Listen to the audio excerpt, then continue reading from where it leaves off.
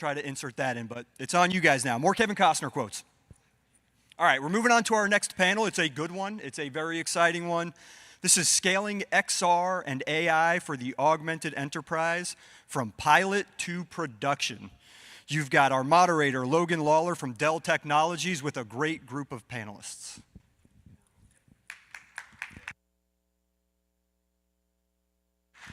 You got that Kevin Costner quote ready to go?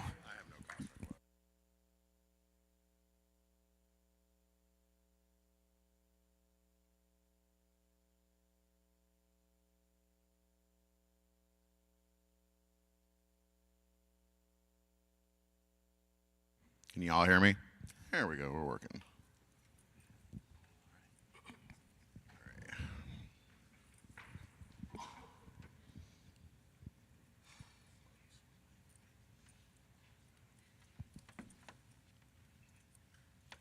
Hey, quick question in the back. Are we going to see the slides right here, or are they just going to be up on the big screen? Oh, here we go, perfect. All right.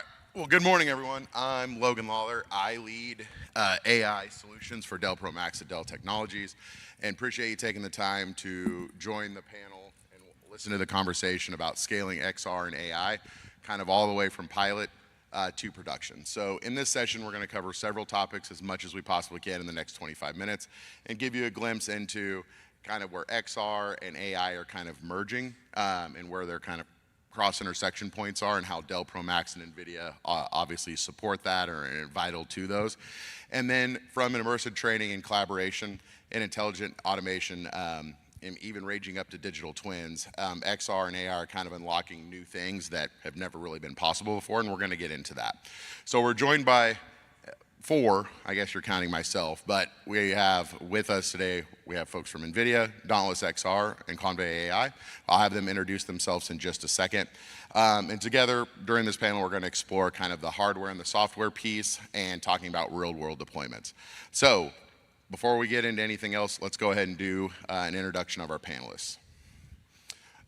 So like I said, Logan Lawler, lead AI solutions for Dell Pro Max. We have Lori Lee from Dauntless XR, Purnendu from Convai, and Greg from NVIDIA. So instead of me butchering their introductions, I'll let them speak for themselves. So Greg, I'll start with you. Would you mind introducing yourself? Sure. Glad to be here. Thanks for having us. Yeah, my name is Greg Barbone. I'm the Global Alliances Manager for NVIDIA on the Enterprise XR team. So I have the unique pleasure of looking after all of our incredible ISVs and GSIs and customers who are building amazing XR applications in the enterprise space. So primarily what I do is to try to make sure that they have everything that they need from NVIDIA in order to realize the value of their applications. And that ranges from super high fidelity visualization tools with our GPUs, and then also our incredible AI technologies as well, really playing a huge part in XR these days. So yeah, thanks for having me. Of course. Lori Lee. Good morning, everyone. My name is Elliott, and I'm the CEO and co-founder of Dauntless XR. And at Dauntless, we use extended reality and AI to enable a deskless workforce with AR-guided workflows and digital twins. Amazing. And last but not least, Purnendu. Tell us all about yourself. Sure. Hello, everyone. I'm Purnendu Mukherjee. I'm the founder and CEO of Convai. Convai is a platform which enables your virtual worlds with conversational AI. You could have embodied conversational AI as well through an avatar, and that avatar can effectively be like a human, acts like a human, talks like a human, and you can interact with them.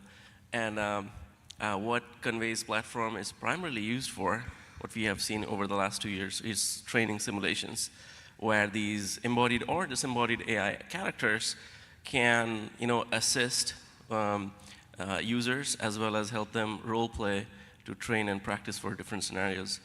So super excited to be here. Like, this is, I would say, the best time of the year because I get to connect with the most like-minded people. So excited to chat with y'all. Amazing. All right, now you've met the panel. Let's talk for a reason real quick, why kind of Dell Technologies and I'm here specifically, is that Dell Pro Max So Dell went through a rebrand. Not going to waste my time talking about it. But if you've heard of precision workstations, that is kind of what Dell Pro Max is. So underlying high-end workstation systems that have very powerful GPUs, CPUs, which in a lot of cases will power not only the XR, AR workflows, but kind of the underlying AI training that you're doing maybe outside of the actual headset.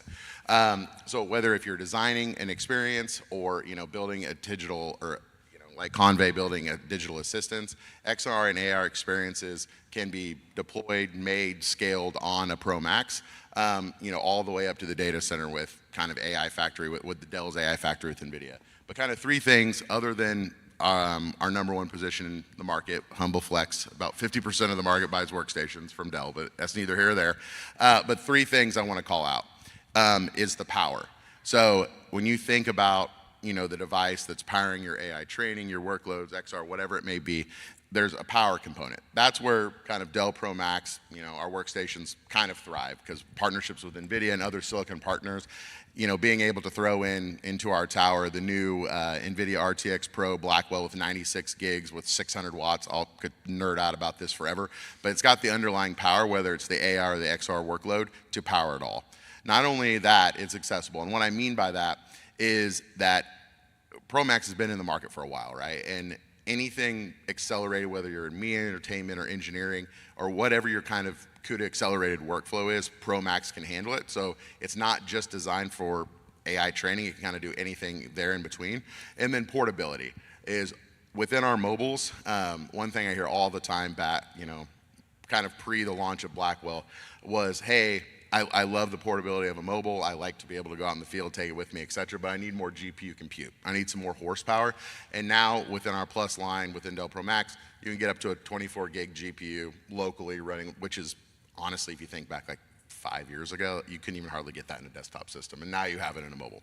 So because of this innovation and other things we're doing around thermals, et cetera, we've allowed kind of a bunch of industries ranging from AI to XR to really kind of thrive with our technologies. But that's not why you're here to hear my sales pitch. Let's go to the actual questions of why you're here. So let's kind of talk about some of the questions we'll dive into here.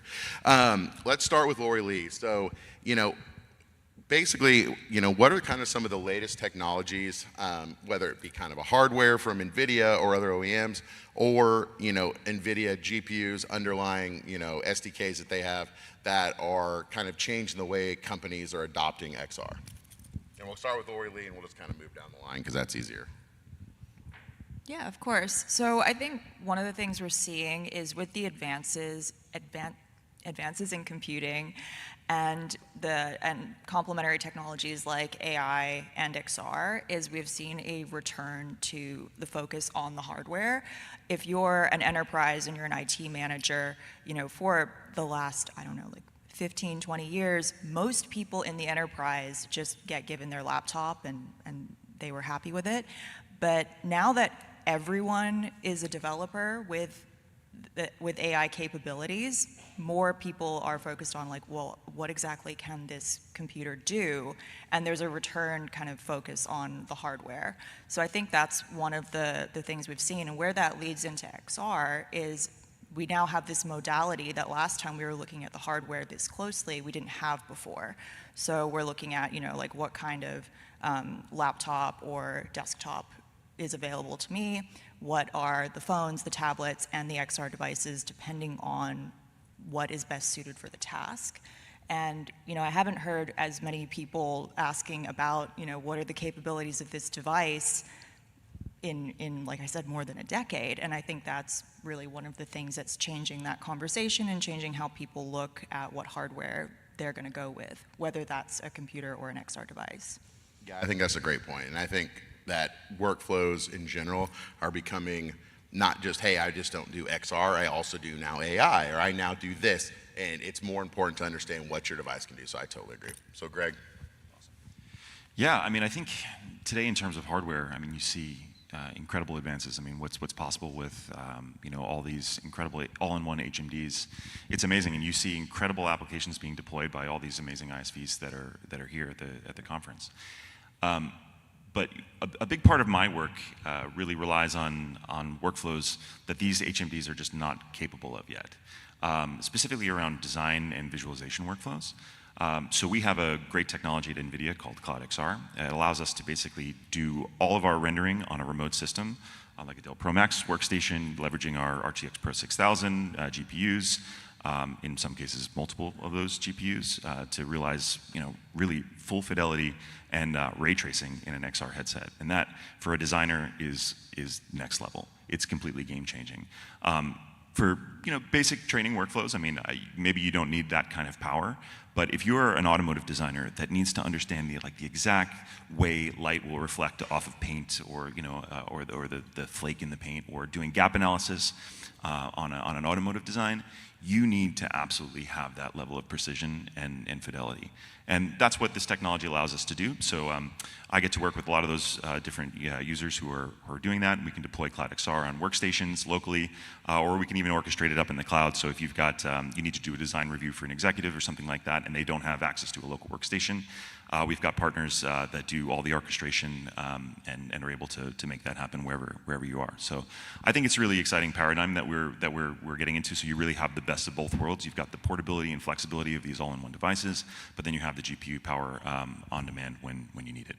So yeah, I agree. I mean, as GPU power is growing, there's a lot of things. I mean, my expertise is in AI, but like past generation, I couldn't pull down like Llama 3 and fine tune it on a workstation. But guess what? With 96 gigs of RAM, I absolutely can. You better believe it. You can absolutely do it, and I've shockingly have done it. But the key is you're not buying whatever system you're buying. I mean, I'd love for it to be a Dell, but if it's not, you're buying not for what you need today, but you're buying, with everything rapidly evolving, you're buying for what you might need in 3 years, unless you want to keep upgrading and replacing. You need to take it one step up. So, Purnendu, wrap it up on this question with you. Right. So, how is the latest hardware technologies changing things within XR, right? So, there are primarily two heavy processing workloads that I see: graphics processing and AI, right? If you're using your XR headset, where is the graphics rendering happening? And if you're engaging with AI, where is that AI processing happening? These are the two questions, right? Now, anything high fidelity, right? So many of you are in the, manufacturing, like you need, or defense, aerospace, healthcare industries. You need true replicas of things, right? You need true replicas of things in many, many scenarios. That means, ideally, you would prefer, if it's not a big challenge, you would prefer that it is a true replica. And if so, then you need to have extreme high processing power, which, as Greg mentioned, is not yet capable on the XR headsets. Meaning, you got to do some kind of pixel streaming or cloud rendering, right? NVIDIA's technology is amazing for that. Same thing happens for AI, right? Meaning AI, both models and hardware, are getting to a point where you could do on-device inferencing. It is getting there, right? Even with your XR headsets. But the way I see it, how AI workloads would bifurcate is anything that is an active inference, always on system, mostly with vision, may happen to some extent on device, but anything reasoning capability or agentic AI that needs longer processing, that needs heavy compute, would go to the cloud, would go to off device, right? And if you're thinking, like we had last week, Meta's launch with the new glasses, very cool. How much processing can that do? How much battery capability can that have?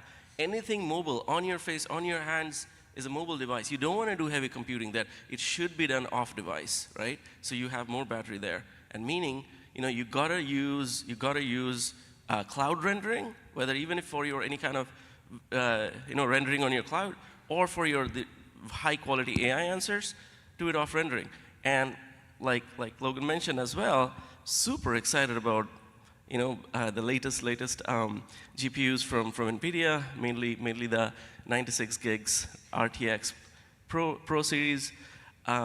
They can help run all of these workloads all in this thing. So you'll see some of the kiosks outside today that will start working. They're actually being rendered, off that thing, from a Dell system, and meaning all the rendering and the AI is happening off device that is getting streamed into it. So that's how it'll evolve, in my opinion. Yep, I mean, you nailed it. And if you want to see it, we do have one of the Blackwell cards in our room in Cumberland K. Come by, put on a headset, and you can experience it for yourself. So on to the kind of next question. So AI has gone from a couple of years ago to a buzzword to now it is a business driver. Today, every company is looking at different ways to implement AI, whether it's an XR or any kind of industry. And it raises kind of an interesting question for all of us. So we'll start with Lori Lee and kind of going that way again. With the overall popularity of AI, can you share your vision on how it's changing the way companies are implementing it into their organizations and applications? Is there more specifically your software, I mean, how does your software, what you do specifically in XR, actually achieve that vision? So what we do at Dauntless is what we do with AI at Dauntless is a little bit different to probably how most companies are using AI, and that's because we use it for object detection and object recognition married with XR. So what we've seen is that more companies are actually getting into XR technologies and into the XR space because they want to unlock that capability of object detection and object recognition. And while you can do it on a phone or a tablet, it's just so much easier to use on certain headsets and devices. So that's how we've kind of seen things change. And like I said, it's really interesting. We don't touch large language learning models at our business at all. We really indexed on object detection and recognition. And that's a first for a lot of people that are just getting into the AI space. Most people are familiar with, interfacing with a ChatGPT or a Claude or Perplexity or something like that. So that has been really interesting to see, and it's been great to kind of unlock those capabilities for our customers using this technology and being able to run some of the models locally on device, making them a little bit more lightweight. That's been really awesome to be able to kind of push the technology to its limits there. Yeah, no, agreed. I mean, and I've seen, some of your stuff at work, and it's very cool with the object detection, being able to use that. And I know this is kind of a silly example, but we had a Lego set, and you were able to basically take the Lego set, train it to learn what the object was to be able to put it together, kind of using AI off the device to train, and then ultimately deploying on the headset. So there's all types of really cool stuff you can do with AI. So I love that example. Greg, on to you. Yeah, I mean, geez, what an incredibly exciting time. I mean, it's amazing to see how AI really is transforming, basically every single business that we know, and it's really coming into every different corner of our lives. And it's such a cool place to be at NVIDIA right now as we're driving that change, as really deploying AI to the world is our #1 mission. But I'm really, really excited about AI being infused with XR right now, because I think it offers just so much incredible possibility and potential to augment our today's workforces, especially when it comes to smaller form factor devices like AI and AR glasses. So at NVIDIA, we're actually working on a new platform right now that enables us to basically take those devices and link them to the entire infrastructure that we've already built at NVIDIA for AI. So this is going to allow workers or organizations and enterprises to build, truly powerful agentic systems that leverage, understanding of the environment that a worker's in, from the sensors on the device, from the cameras, but not just understanding in terms of what do I see, but what happened, to be able to understand and how to guide workers through really very important procedures to make sure that they're more productive, to keep them safe, and increase their efficiency. So we've got that, but then we've also have the ability to then link into your entire database of enterprise knowledge. So at any given moment, your workers and the workforce on the front line are going to have access to this information. And we're doing this in a way that we're basically building this platform so you could deploy it on any sort of hardware infrastructure that you might have. So whether that's on cloud-based systems, if it's on local servers or workstations or edge devices, we understand that it's really important for you to be able to deploy where your enterprise needs the AI to be deployed.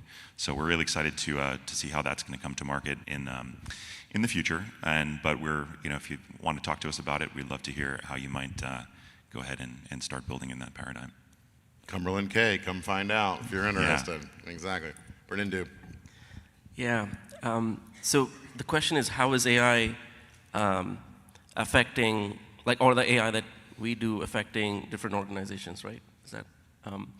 So in our case, interestingly, you know, we help create a virtual human, right? And effectively with all of the modalities that a human does, meaning you basically expect, is also a challenge and kind of interesting that we get to work across so many of the latest technologies to enable the virtual human. And what we see organizations adopt here, obviously have a big cross-section that what Greg mentioned, all the way from text processing, so meaning all of the modalities need to be covered. So from text processing with thousands of documents that need to be answered correctly from, to voice-based conversation, right? In the input to the output, meaning the AI needs to understand what is being spoken in different languages to them speaking it themselves, you know, in different languages and accents and whatnot, right? Various kind of text-to-speech models with high quality, to vision understanding, meaning they need to see you, they need to understand you, to actually expressing themselves, meaning they need, just like I am moving myself, my hands, gestures, face, they need to do the same thing, right? All of that to navigation and movement in the world, right? In the virtual world. So the way we are seeing it, like we focus on the XR space, but you cannot do without all of the usual text-based processing, like Greg mentioned. If you have to have a virtual human inside XR, right, or let's say a disembodied AI inside XR, they need to be connected with everything that a system like ChatGPT would do or a usual LLM would do with a RAG system, right? So we need to do the agentic AI part, reasoning part. We need to do the voice AI, voice in, voice out part. We need to get them inside a virtual world, and then we need to embody that AI, that voice-based AI with animations and whatnot. So in our case, you know, like I said, training is the biggest use cases, but one of the very interesting things that I've seen is that training and learning are merging, actually. So what we are doing today with a system like ChatGPT is actually learning in real time, just in time learning. So L&D departments, in my opinion, within enterprises are changing dramatically, meaning it kind of comes down to, is the just-in-time learning their responsibility, or is it like outside of their responsibility, right? So that's a big question. So we see a lot of the times we need to implement a full agentic AI, just like a text-based system inside, along with all of the virtual world stuff, right? So that's where we see massive changes happening within enterprises, that just-in-time learning with a quick query system, along with the training, practice, conversational AI system. That's one of the major areas for XR and L&D teams. Amazing. All right, we want to leave some time for Q&A at the end, so we'll rapid fire kind of this question. So kind of the last question for the panel is, let's kind of shift gears a little bit and talk about the human side of this innovation. As we look at the rapid advancements in AI and XR and enabling technologies, these aren't just transforming products and services, but they're fundamentally chasing to pay people work. So the question to Lori Lee, we'll start off, is how do you see these horizontal technologies, things like AI, XR, local compute, cloud compute, edge compute, kind of changing the workforce as we know it over, say, the next 12, 24 to 36 months? For me, I see two main things. We've always talked about, a deskless workforce, or people that, are out in the field getting work done. I think we are going to see more and more people become deskless workers as AI and these complementary technologies automate more and more processes. So when people are getting out from behind their desk, if they need wearable computers like headsets, those headsets are going to have to understand the world around us. So we're kind of looking at what that might entail and trying to build for that world. So more people getting out from behind the desk as part of their day-to-day job.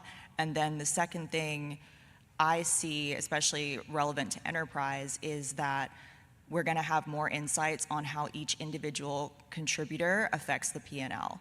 And we see that from the XR side because our app is workflow enablement, so we know exactly where someone is in a workflow and we can help provide that data. So I could talk more on that, but I know we're running out of time, so I'll pass it along. Cumberland K. Don't forget, Cumberland K. Come talk to Lori about it. Yeah, and then from my perspective, I think what we're going to start to see is really just deployment of these technologies and really seeing their value in practice. And as we do that, I think it's a really incredible insight. So as we have these devices to really understand the environments that they're working in and understand human process, this is really where we start riding that next wave of physical AI. And that, I think, is going to be really the foundation for training the next generation of our workforce, where we can give the most dangerous jobs to robotic systems, and really supercharge the most important work that we need to do, and then give humans another challenge to solve and be able to really dig in deeper into the more fundamental problems that we have to solve. Love that. Yeah. Real quick, so like how's the landscape changing with these horizontal technologies? Meaning today it's affecting, especially with AI, any kind of knowledge work. So like, first thing you would go ask LLM, like ChatGPT or Claude, your favorite pick, or Copilot. And, so that's a big part of what's happening. But what's kind of in the works that we don't usually see is like agents running companies, right? Like agents running companies, text-based, but eventually, as Greg mentioned, multimodal agents running large part of companies. I wouldn't say no people kind of, it's like people are gonna be supervising them, right? But they are gonna run for the large part. Like that's where I see these horizontal technologies making a big change. There will be a day, 5, 10, 15 years down, when an organization can be highly productive with people not doing much in that company. If you have the right agents in place and the orchestration in place, they will be highly effective companies. Yeah. Agreed. So we've kind of reached the end. So really appreciate Lori, Greg, and Purnendu coming on the panel and talking about kind of the impact of XR and AI adoption, and kind of how that's reshaping kind of the current workforce, and then how it's going to reshape kind of the workplace of the future.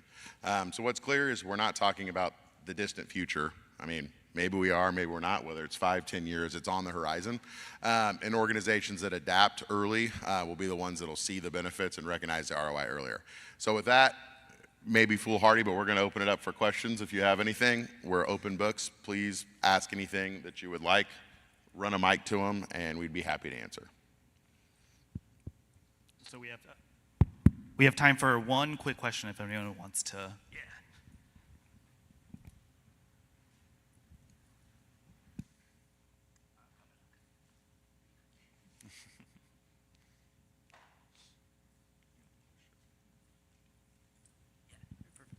Hi, I'm Aaron Frieldi from Michelin, and I'm kind of curious to know, in terms of adoption, you kind of talk about how agentic AI is taking some of these tasks in terms of like knowledge work and possibly even running these organizations. But how do you address, I suppose, the human side of that, right? You're going to have people who are maybe doing these things already, and they see these tools kind of coming in and doing the same work, and of course that's going to bring fear and whatnot, but how do you approach that? Do you want me to take it, or do you want to take it? I mean, one of the things that I've seen, especially from some of the panels that I've already seen today, is that when you deploy these tools into the workforce and people derive real value from them, they accept them, they adopt them, they embrace them. Technology always changes, and it's always evolving. I mean, we used to live in a world where you had to make everything by hand, and now we have machines to help us with that. So it is a real concern that you have, but I think we have to adopt, and we have to embrace the technology. I mean, I've heard Jensen say it once, to a software developer who was concerned about AI, and it says you shouldn't be worried about a developer. You're losing your job to AI. You should be worried about using your job to another developer who's using AI. So I think it's that paradigm that we have to kind of just the way that we need to think about. And if we do that, it opens us up to be more efficient, to be more productive, and to solve even bigger problems. Yeah, great question. Thanks. All right. Well, with that, we had time for one question. We're over. So please grab your smartphones, and if you are interested in meeting with any one of us, I said Cumberland K about 14 times. Hopefully you didn't forget. But all you have to do is scan the QR code. We have some goodies in there for anyone that shows up. Set up some time, meet with Convai, NVIDIA, or Dauntless XR, or if you want to waste your time talking to me, you absolutely can. And we hope to see you in there, and have a great rest of the show. Thank you, Thanks a lot. everyone.